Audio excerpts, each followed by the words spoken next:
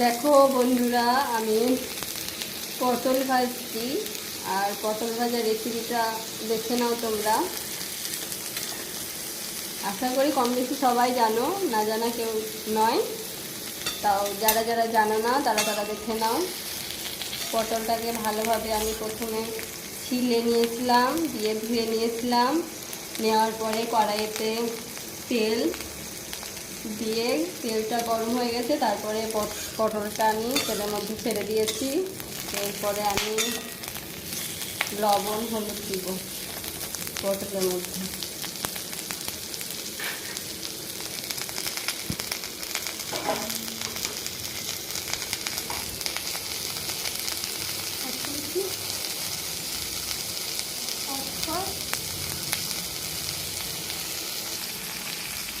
এর মধ্যে পরিমাণ মতো লবণ দিয়ে দেবো আমি।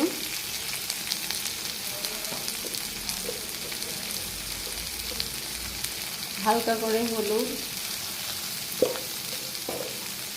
দেওয়ার পরে এটাকে নাড়িয়ে নিব।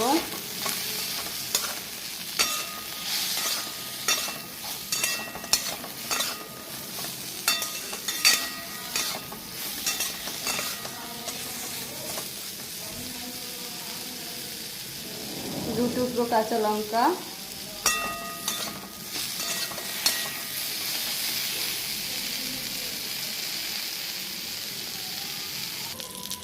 তো দেখো বন্ধুরা, আমার পটল ভাজাটা হয়ে গেছে, লালচে লালচে হয়ে গেছে, দেখতে পাচ্ছ।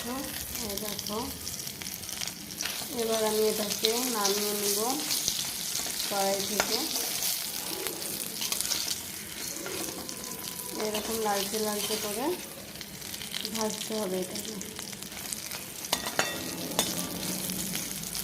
ঠিক আছে ফ্রেন্ড, আমার ভিডিওটা যদি ভালো লাগে তো লাইক কমেন্ট শেয়ার অবশ্যই করো, আর পাশে থেকো। আর এরকম ভিডিও পেতে অবশ্যই কমেন্টে জানিও।